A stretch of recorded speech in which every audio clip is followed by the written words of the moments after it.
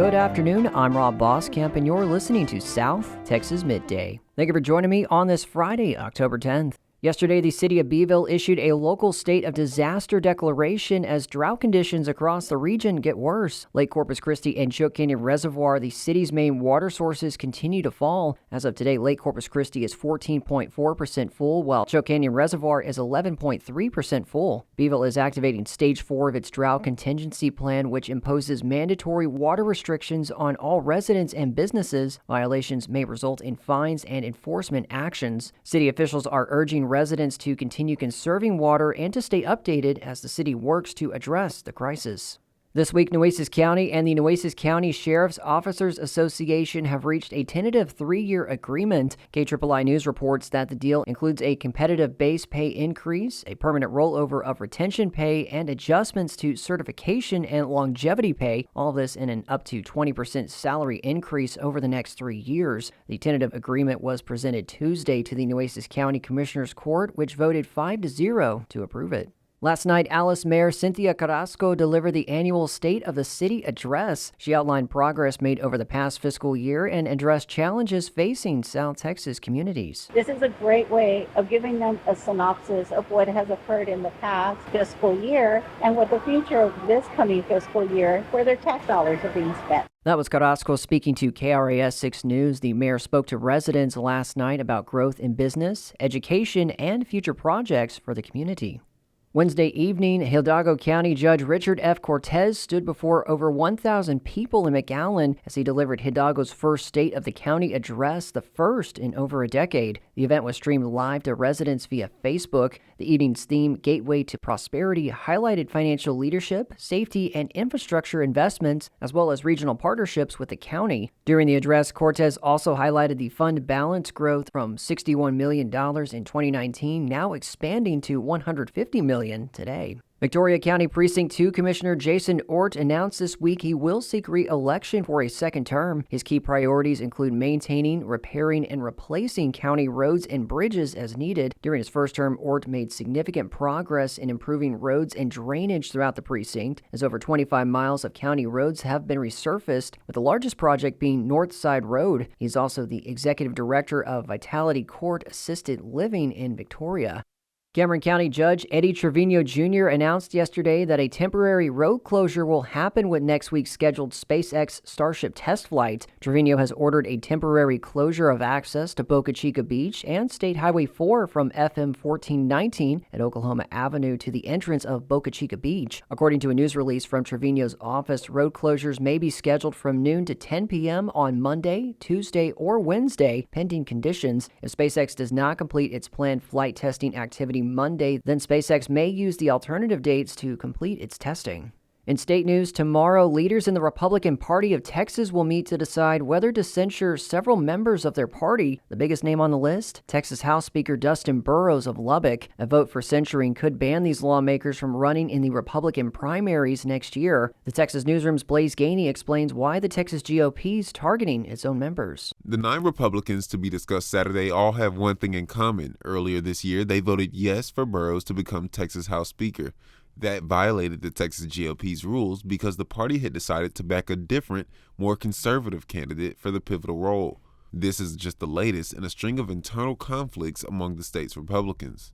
For almost a decade, the Texas GOP said elected officials could be censured if they violated the party platform at least 3 times. Last year, they took it further, making it so a censure could ban someone from the primary ballot. Texas Party Chair Abraham George says they made the change to make sure that, quote, Republicans were acting like Republicans. I'm Blaze Gainey in Austin. This week, Governor Greg Abbott directed the Texas Department of Public Safety to toughen surveillance and enforcement against vape and smoke shops that sell hemp products to minors. Texas Public Radio's Maria Navarro has the details. Governor Abbott says the agency's Criminal Investigations Division will conduct targeted operations to identify shops of concern. Criminal investigations could occur if undercover agents identify noncompliance and could bring charges against employees and shop owners in violation of the law. Abbott issued an executive order last month that directed the Texas Alcoholic Beverage Commission and the Department of State Health Services to ban the sale of hemp products to minors. This comes after a push to ban all hemp-derived products failed to pass the most recent special legislative session. I'm Mariana Navarro in San Antonio. The execution of Texas death row inmate Robert Robertson has been put on hold. Yesterday, the Texas Court of Criminal Appeals granted Robertson a stay 7 days before he was set to die before lethal injections. Texas Public Radio's David Martin Davies reports. In a sudden turnaround, the state's High Court on criminal matters ruled that Robertson's execution should not move forward, but they did not grant him a new trial, which is what Robertson's attorneys have been calling for. The attorneys contend that the new evidence will show that Robertson did not murder his 2-year-old daughter, Nikki, and that she died from an illness. This is the third execution date that Robertson has faced. He was set to die on October 16th. I'm David Martin Davies in San Antonio. Toyota has recalled certain models of San Antonio-built Tundras and Sequoia vehicles. Texas Public Radio reports the recall concerns the vehicle's center media display. The recall impacts nearly 400,000 Tundras, Tundra hybrid models, and Sequoias across the U.S. The car manufacturer says software in the display of the 2022 to 2025 models could malfunction and cause the screen to go green or black. This could increase the risk of a crash if the malfunction occurs while the vehicle is in reverse. Toyota dealers will update the multimedia display software free of charge. Affected customers will be notified of the recall by late November. I'm Mariana Navarro in San Antonio. Funding for the reconstruction of Brownsville's Dennett Road was approved during a city commissioners meeting this week. The project covers a 4,400-foot stretch of road from Old Alice to Queens Road. It's expected to cost nearly $6 million. City officials told KRGV they expect the design phase of the project to wrap up by the end of this year. Construction is expected to start in 2026 and last up to 2 years. The University of Texas Rio Grande Valley recently celebrated a medical milestone. The UTRGV Cancer and Surgery Center is a new $145 million state-of-the-art facility. University health officials told Valley Central News it is a one-stop shop for treatment, therapy, and rehabilitation. We have surgeons, we have pathologists, we have radiation oncologists, surgical oncologists, medical oncologists, infusion, pharmacy, imaging, all in one place. So patients don't have to travel to different parts of the Rio Grande Valley to receive it. They can all get it here. That was Dr. Everardo Cobos with UT Health RGV speaking with Valley Central. The Cancer and Surgery Center offers treatments like surgical oncology, diagnostics, and infusion therapy. Orthopedics and sports medicine are also part of the facility, along with an education hub for future health officials in the Valley.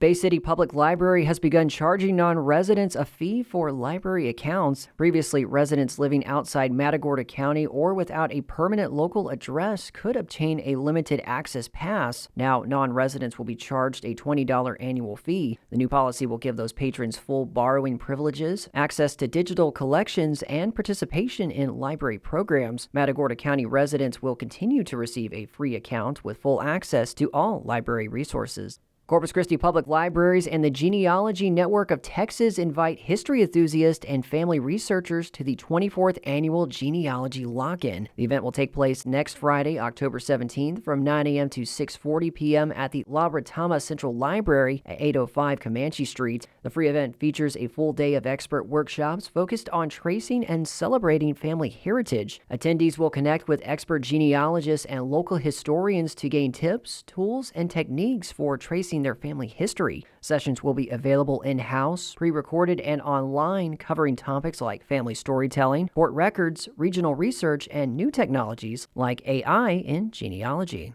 In sports, the Banana Ball World Tour is coming to Whataburger Field next year. The tour will stop by May 28th through the 30th as the firefighters tangle with the Texas Tailgaters in a 3-game series. To purchase tickets, fans must enter the Banana Ball ticket lottery list by October 31st. The sport emphasizes continuous play and keeps both players and fans on their toes with 11 unique rules. That includes a 2-hour time limit, batter stealing first base, and a one-on-one tie-breaking showdown. The game is also famous for the rule that if a fan catches a foul ball, it counts as an out. There's also choreographed dances between pitches and flash toga parties at home plate. More than 2.2 million fans in 40 cities have witnessed Banana Ball this year, and the sport has been featured on ESPN and Disney+.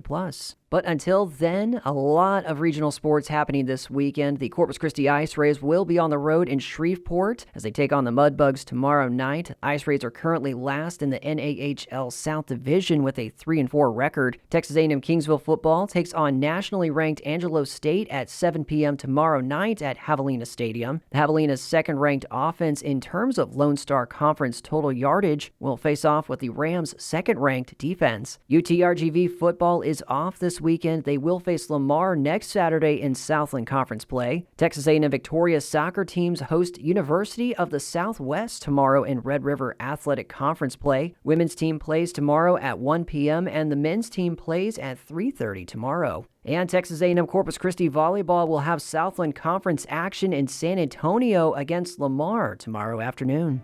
And that is the latest news and information on South Texas Midday.